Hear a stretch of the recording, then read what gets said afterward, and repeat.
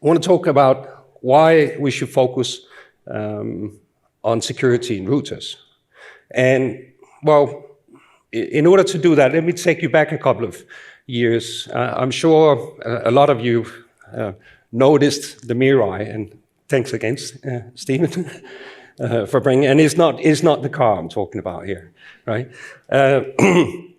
We had the first very large-scale attack on routers themselves.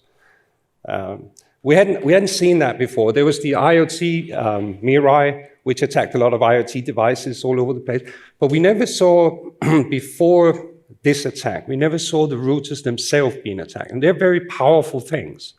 What they did is they attacked sort of a combination of two vulnerabilities in the TL69, the remote management part, and managed to get the router to download a piece of malicious software and then attack each other and propagate this way.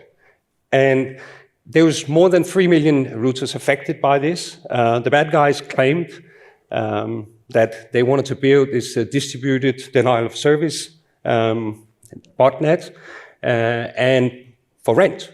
So basically, they were advertising it, that you could rent it for about $50,000 for 30 minutes, and they can attack anyone, except Facebook for some reason. They didn't want to attack them.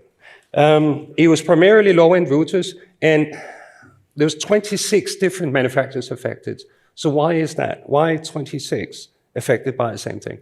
And that was because they were mostly running turnkey software on these very low-end platforms. And it was mostly ADSL that was affected. We had a lot of affected customers. It was quite a crisis. And we had a little regional player in the UK. And they had one little telecom shop, and had 1,000 people lined up outside that shop, all the way, around the city. So I would say that it was not very successful, the attack itself, because actually it caused a lot of the routers to crash. Even here in Germany, routers which were not affected or was not successfully affected still crashed because of the sheer scale of hack attempts that came into them. So there was almost like 1 million devices or 1 million people just in Germany not being able to go online. So it was quite a wake-up call for the industry that we now have to face threats against the router itself. Right?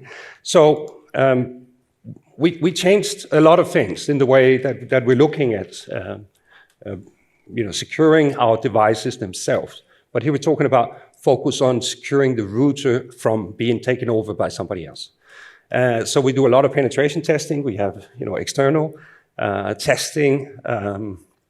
We have, again, from denial of service attacks, we're trying to avoid that. And basically hardening the devices.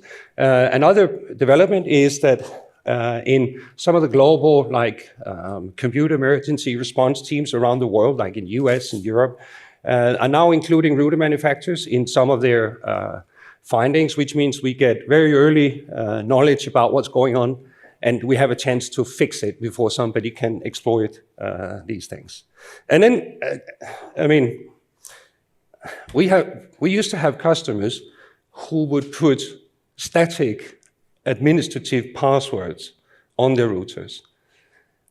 Putting out 2 million devices in the field that all have the same password that gives you access to everything is not a very good idea, right? And before that, as a manufacturer, well, we didn't suggest it, but it was part of the specifications. We just did as we were told. We don't do that anymore. Or if they insist, at least we have a disclaimer that comes with it.